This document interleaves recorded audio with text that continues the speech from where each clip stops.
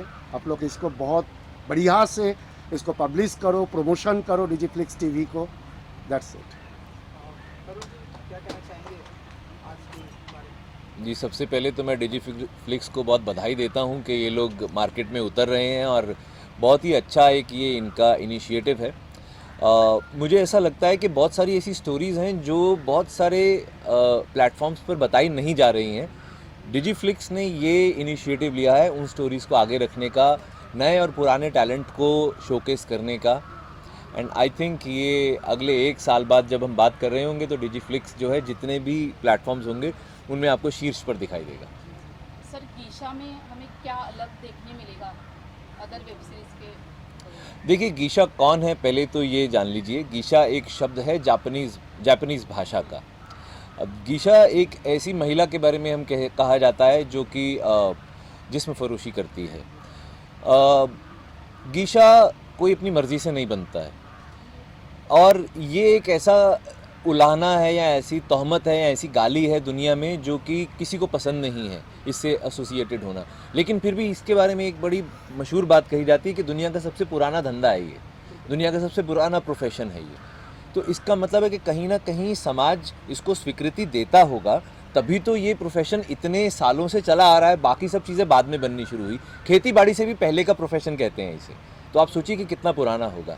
इसका मतलब है हमारे समाज में कुछ ऐसी चीज़ें होती होंगी जो समाज खुलकर नहीं सामने लाता है, लेकिन उसके बावजूद they exist in the society. That is why this profession is thriving and continuing for so many years, so many centuries.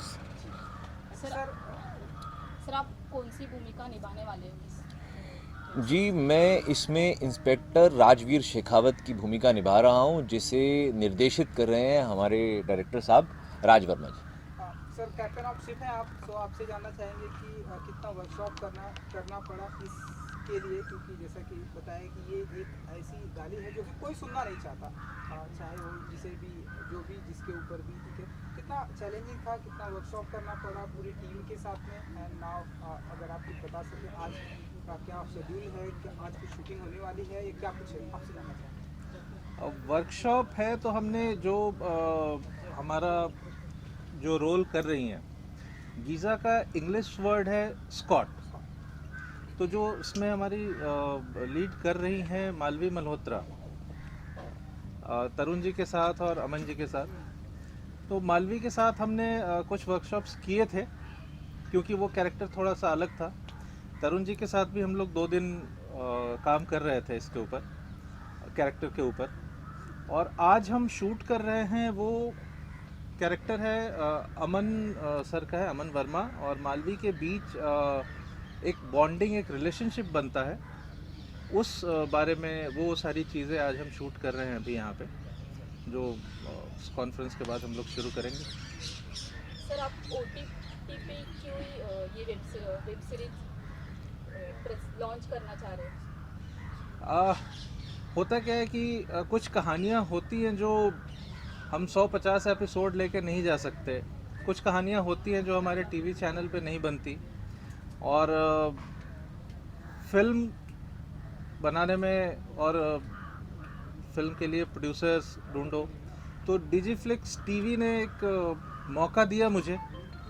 इस कहानी को जब मैंने नरेट किया उनको, तो डिजिफ्लिक्स टीवी ने मौका दिया, उनको कहानी अच्छी लगी। तो ये कहानी मैंने लिखी, पूरी कहानी मैंने सुनाई डिजिफ्लिक्स क्रिएटिव टीम को, जो ओनर्स हैं उनको पसंद आई। फिर हम लोगों ने सोचा कि अब इसके ऊपर एक अच्छी वेब सीरीज़ बनाते हैं। और आजकल क्या है, वेब सीरीज़ में आपको खुल के अपनी बात कहने का मौका मिलता है। तो इसलिए हम लोग इसके ऊपर वेब सीरीज़ बना रहे हैं। और डिजिफ्लिक्स टीवी एक बार मार्केट में आएगा तो आप लोगों को पता चलेगा कि क्या किस तरह का कंटेंट लेके आ रहे हैं, कितने डिफरेंट कंटेंट्स हैं। हर सारी नई कहानियां हैं उसके ऊपर। बस। और तरुण जी, ऐसी चीज़ें करने के लिए कितना वर्कशॉप करना पड़ता है, एंड आज आपका क्या सीक्वेंस शूट होने वाला है, अगर आप बता सकें? सर, वर्कशॉप 17 साल से कर रहा हूँ। वो तो है सर। जब से एक्टिंग कर रहा हूँ ना, वर्कशॉप ही चल रहा है। तो 17 साल से मैं अपने आप को न्यूकमर ही मानता हूँ और न्यूकमर आज भी हूँ। आप इनसे पूछिए, जब भी मेरा सीन होता है मैं एक न्यूकमर की तरह ही ये भी हमारे एक न्यूकमर है इसमें, हमारे साथ में बहुत अच्छे द्विवेदी साहब जबलपुर से हैं। मैं एक न्यूकमर की तरह ही हर चीज़ को अप्रोच करता हूँ। तो जैसे मेरा ये पहला प्रोजेक्ट है, मैं ये मानकर चलता हूँ, इससे पहले मैंने क्या किया मैं सब भूल चुका हूँ। तो आज मेरे लिए सबसे इम्पॉर्टेंट ये है कि राजवीर शेखावत जो मेरे किरदार का नाम है, उसको जब लोग देखें तो उन्हें नया क्या, पुलिस वाले तो हज़ारों बन चुके हैं आज तक, हर किसी ने, it's been done to death. तो नए तरीके से पुलिस वाला कोई कैसे दिखा सकता है? क्या ये करप्ट है, क्या ये नॉन करप्ट है, क्या ये ठरकी है, क्या ये नॉन ठरकी है, क्या ये मिलनसार है या अक्खड़ है, खड़ूस है, कैसा है? तो क्यों नहीं सब चीज़ें एक साथ हो सकती किसी आदमी के अंदर, क्योंकि हम सब भी ऐसे ही होते हैं। आप भी हो सकता है किसी के साथ में बदतमीजी से बात करते होंगे, कई लोग आपको देवता मानते होंगे, आपकी मम्मी को आपको सबसे प्यारे लगते होंगे, किसी लड़की को शायद आप अच्छे नहीं लगते होंगे, किसी को पसंद भी आते होंगे। हर आदमी के साथ में अलग अलग इक्वेशंस होती हैं हर आदमी की। मेरा काम ये है कि जब व्यूअर्स मुझे देखें तो उनको वो सारी इक्वेशंस ना हर किसी के साथ में नज़र आ जाएं। किसी के साथ में मेरा इसमें प्रेम संबंध है, किसी के साथ में इसमें मेरा गुस्से और लातों का संबंध है। तो वो सारी चीज़ें जो हैं जब मैं उनको करके दिखाऊं तो लोगों को स्वाभाविक लगनी चाहिए। सबसे बड़ी बात, इन्होंने सर ने जो एक बात कही है, इन्होंने मैम ने सवाल पूछा था, मैं उसमें ऐड करना चाहूँगा कुछ। ये हम कहानियाँ OTT पे इसलिए सुनाते हैं क्योंकि एक शब्द है पार्लियामेंट्री। तो हम पार्लियामेंट्री लैंग्वेज का इस्तेमाल करते हुए टेलीविज़न पे कई चीज़ें नहीं दिखा सकते हैं, लेकिन OTT थैंकफुली एक ऐसा प्लेटफॉर्म है जहाँ पे language is not a barrier. तो मैं नाम नहीं लूँगा, बहुत बड़े डायरेक्टर हैं, उन्होंने मुझे एक बार कहा था कि आई लव यू बोलते हुए एंड में एक मन में गाली भी दे दोगे ना साथ में, तो उसकी शिद्दत, उसकी इंटेंसिटी और ज़्यादा बढ़ जाती है। मैं ये नहीं कह रहा हूँ, मैं बढ़ावा नहीं दे रहा हूँ गाली देने को, लेकिन हम जब आम जिंदगी में बात करते हैं तो मुँह से अपशब्द निकल जाते हैं कई बार। लेकिन जब हम टीवी पे मतलब जो नेशनल चैनल्स हैं उन पर जब देखते हैं तो वहाँ पर ये प्रॉब्लम होती है। यहाँ OTT में ऐसा कुछ नहीं है, यहाँ पे हमारे पास भाषा का कोई प्रतिबंध नहीं है। तरुण जी आपसे तो जानना ही चाहूँगा, लेकिन विशाल जी आपसे भी जानना चाहूँगा कि जैसा कि तरुण जी ने कहा, एंड गवर्नमेंट की, इंडियन गवर्नमेंट की तरफ से भी अब रूल्स एंड रेगुलेशन आए हैं कि जितने भी अब OTT प्लेटफॉर्म है अब उन सब पर भी सेंसर लगेगा, रूल्स एंड रेगुलेशन होगा। जैसा कि सर ने बताया कि यहाँ पर फ्रीडम होती है, लेकिन अब उस फ्रीडम पर कैची लगेगी कि ऐसे वर्ड नहीं यूज़ करना है, ये दिखाना है, वो नहीं दिखाना है, इस तरह की लैंग्वेज। सो आप बताइए कि as an producer, as an सब सारी चीज़ें क्योंकि आप संभालते हैं, तो कैसे देखते हैं आप, क्या OTT प्लेटफॉर्म पर सेंसरशिप होनी चाहिए? डिजिफ्लिक्स TV एक ऐसा चैनल है जहाँ पर हम ऐसा कुछ भी नहीं दिखा रहा है। टोटली अदर्स OTT से हमारा जो डिजिफ्लिक्स TV जो है वो टोटली डिफरेंट चैनल है। यहाँ पर जो हम भाषा को चुनते हैं, क्योंकि हम पहले तो कहानी को चुनते हैं। कहानी, जब कहानी का अगर डिमांड होगा कि उसमें गाली देना है, कैरेक्टर का डिमांड है, कहानी का डिमांड है, हम उतना ही लेवल तक दिखा रहे हैं जहाँ पर ना हमारा डिजिफ्लिक्स TV में, ना गवर्नमेंट की तरफ से, ना कोई भी पॉलिसी में जो हमारा जो सेंसर जो लगाने वाली है, हम उस लेवल का अदर्स OTT जैसा नहीं बना रहे हैं। हमारा कहानी के डिमांड के हिसाब से, कैरेक्टर के डिमांड के हिसाब से, जितना पब्लिक को पसंद आए हम उतना ही हम लोग हमारे वेब सीरीज़ में, हर एक वेब सीरीज़ में हम वही दिखाएंगे। अमन वर्मा को लेने का खास रीजन? भाई बड़ा अच्छा एक्टर है यार, अच्छा कमाल कर दिया यार, इतना अच्छा एक्टर है, क्यों नहीं लेंगे उसको? खास रीजन स्टोरी को लेकर? सर यही जो रोल में बड़ा अच्छे फिट कर रहे हैं। हाँ, क्योंकि वो डायरेक्टर की डिमांड रहती है ना कि हाँ, रोल में फिट होता है। हाँ, क्योंकि एक तो राज वर्मा डायरेक्टर का उनका डिमांड था, चैनल ने उसको पूरा करके दिखा है। अब अमन वर्मा को क्यों लिया गया है वो डायरेक्टर साहब ही बता सकता है। एक्चुअली ये अमन जी का जो कैरेक्टर है वो एक फ्लैम्बॉयंट बिजनेसमैन का कैरेक्टर है। तो जो पहला नाम ध्यान में आया था इस कैरेक्टर को लिखते हुए, क्योंकि कहानी भी मैंने ही लिखी है, तो वो अमन वर्मा का ही नाम था। इसलिए हमने उनसे बात की, उनको नरेशन दिया, उनको भी कहानी पसंद आई, तो आज हम लोग सब साथ में शूट कर रहे हैं। सर आपका जो डिजिफ्लिक्स है, इसमें कितने डायरेक्टर जुड़े हैं, कितनी फिल्मों के डायरेक्टर, कितनी फिल्में अभी तक आ चुकी हैं आपके पास में, और कितने लोगों से टाई अप हुआ है आपका? हमारा जो है डिजिफ्लिक्स TV में नवंबर तक का हमारा टोटली स्लॉट बुक हो चुके हैं। इसमें रिनाउंड डायरेक्टर अपकमिंग डायरेक्टर को हम बहुत मिक्स एंड मैच करके हम दिए हैं। जैसा कि हमारे एक वेब सीरीज़ जो है उसमें लेजेंडरी डायरेक्टर पार्थ घोष जी है, उसमें रजनीश दुग्गल, उसमें राहुल देव जी, रुसलान मुमताज, इन लोग सब काम किए हैं। तो हमारा जो डिजिफ्लिक्स टीवी का जो मेन विज़न, जो मोटिव जो है, अपकमिंग डायरेक्टर उनको चांस देना है, उनको नई तरीके से उनको ऊपर लाना है। जब मैं डिजिफ्लिक्स टीवी को जब मैं कोई इंट्रोडक्शन कराता हूँ कि इस नए डायरेक्टर के साथ जाना है तो हम लोग मिक्स एंड मैच करके हम उसको प्लेटफॉर्म पे ला रहा है। आप वेब सीरीज एक फिल्म की तरह शूट करें, काफी खर्चा करके काफी महंगा इसको बना रहे हैं, हाँ। तो उसके बारे में क्या कहना चाहेंगे? क्योंकि डिजिफ्लिक्स टीवी और हमारे चैनल के जो सीईओ निशांत अवस्थी जी है, उनके साथ जब मैं मीटिंग करता हूँ, हमारा विज़न एक ही रहता है कि हम किसी भी चीज़ पे, कहानी से लेके, क्वालिटी से लेके, एक्टर एक्ट्रेस से लेके, हम ना कॉम्प्रोमाइज़ करेंगे। टू बी फ्रैंकली, ये एक डिजिफ्लिक्स टीवी एक स्टार्टअप कंपनी है। उस स्टार्टअप चैनल के लिए जो इस विज़न के साथ जो एक बड़े बड़े प्रोजेक्ट जो करना है, बड़े कहानी को चुनना, फिल्मों को ज़रा शूट करना, वो हमारा डिजिफ्लिक्स टीवी का मेन विज़न है। और क्या कह सकते हैं सर, वेब सीरीज की जब शुरुआत हुआ, सेक्सुअल कंटेंट से हुआ था, लोग देखते थे अरे वेब सीरीज है, तो उसके बिना शायद जिंदा रहना ही मुश्किल है। मानते इस बात को आप? हाँ, बिल्कुल। कि आप खाली ये धार्मिक ड्रामा दिखा के आप पॉपुलरिटी पा पाओगे? क्यों हम ये नहीं कहते, बड़े बड़े स्टार ने काम किया उसमें, किसी का नाम लेना नहीं चाहेंगे हम, तो सेक्सुअल कंटेंट से क्या आप भी अनदेखा रहेंगे या फिर करेंगे आने वाले दिनों में? नहीं, देखिए, अभी जो कंटेंट, मैं पहले भी बोला है कि कंटेंट जो है हमारा डिजिफ्लिक्स टीवी का यूएसपी है। हम ऐसे कंटेंट को चुनते हैं जहाँ पर एक्स्ट्रा, मतलब जहाँ कहानी का डिमांड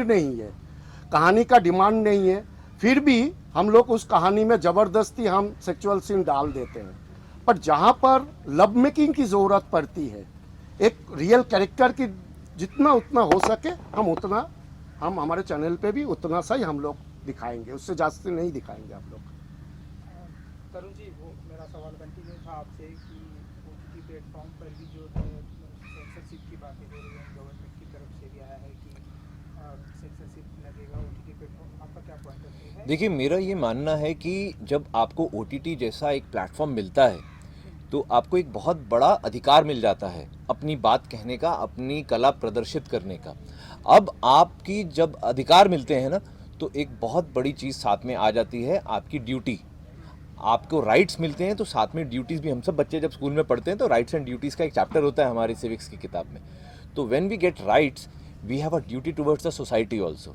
जैसे दादा ने बोला अभी कि हम लोग बहुत रिस्पॉन्सिबिलिटी के साथ में, बड़ी जिम्मेदारी के साथ में कंटेंट बना रहे हैं। हम लोग सिर्फ टिटिलेट करने के लिए कभी सेक्सुअल कंटेंट नहीं डालेंगे। सेक्सुअल कंटेंट क्या होता है, पहले ये बात जानना ज़रूरी है। पोर्नोग्राफी इज़ सेक्सुअल कंटेंट, लेकिन बहुत अच्छे तरीके से हमारे देश के, मैं अगेन सर नाम नहीं लूँगा, बहुत ही रिनाउंड, जिनके की दुनिया जहान की कंट्रीज़ में, रशिया में या अमेरिका में या दुनिया के कई कॉन्टिनेंट्स में उनके नामों की तूती डंका बजता है, उन लोगों ने भी अपनी फिल्मों में कंटेंट ऐसा दिखाया है जिसे कई लोग सेक्सुअल कैटेगरी में डाल सकते हैं। लेकिन एस्थेटिक्स एक चीज़ होती है जो डिसाइड करती है, डिमार्केट करती है कि ये चीज़ अश्लील है और ये चीज़ एस्थेटिक है और आर्टिस्टिक है। हमारा बेंट आर्टिस्टिक है सर। सर, थोड़ा सा अगर हटके एक सवाल पूछा जाए, अभी बिग बॉस आ रहा है तरुण जी, तो बिग बॉस चल रहा है, उसमें क्या कहना चाहेंगे? आप देखते हैं? नहीं सर, मैं नहीं देखता। नहीं। नहीं सर। रुबीना और उसके राहुल वैद्य, कुछ कंट्रोवर्सी नहीं है? राहुल नहीं वैद्य और सर, मैं रुबीना को बहुत अच्छे से जानता हूँ, मेरी दोस्त है। हाँ। अभिनव को भी मैं तब से जानता हूँ जब उस रुबीना से उसकी शादी नहीं हुई थी। बस इसके आगे मैं इन दोनों के बारे में कुछ नहीं जानता। लेकिन काफी अच्छा खेल रहे हैं सर, अच्छा खेल रहे हैं। मैं इस शो देखता नहीं सर, मुझे इंटरेस्ट ही नहीं उस शो में बिल्कुल, क्योंकि इस तरह के जो शोज़ हैं मुझे इंटरेस्ट नहीं करते सर। बिकॉज मेरा ये मानना, मैं एक एक्टर हूँ सर। एक एक्टर का वो जो एक ज़माना होता था, एक एक्टर के लिए ना लोगों का चार्म बना रहता था कि यार राजेश खन्ना के बंगले के बाहर, राजेश खन्ना, कभी अमिताभ बच्चन, आज भी देखो प्रतीक्षा के बाहर आते हैं तो क्या भीड़ जमा हो जाती है। क्या आप अमिताभ बच्चन को सुबह दंतमंजन करते हुए देखना चाहेंगे? क्या आप अमिताभ बच्चन सुबह उठ के आंखें मल रहे हैं, बाथरूम जा रहे हैं, बाथरूम के लिए लड़ाई कर रहे हैं, संडास में जाने के लिए झगड़ा कर रहे हैं किसी के साथ, ये तुमने झाड़ू क्यों नहीं मारा, ये सब देखना चाहेंगे? नहीं। इनकी एक गरिमा होती है और वो गरिमा बड़ी मेहनत से, बड़ी सालों की मेहनत से और जिसे कहते हैं ना बिल्कुल पूजा करनी पड़ती है सर अपने प्रोफेशन की, तब जाके उस स्टेज पर पहुंचते हैं। जिससे कुछ कंटेंट ऐसा होता है जो कि सिर्फ चंद पैसे कमाने के लिए कई लोग उसको दाव पर लगा देते हैं। आई डोंट थिंक सर कि मैं उस लेवल पर उतरना चाहूँगा कभी भी, कि जहाँ लोग मुझे उस लेवल पर आते हुए देखें। मैं एक एक्टर हूँ, मेरी एक्टिंग देखिए, मैं अलग अलग किरदार निभा सकता हूँ। हो सकता है तरुण खन्ना बहुत बोरिंग आदमी हो, तरुण खन्ना को देख के आप क्या करोगे?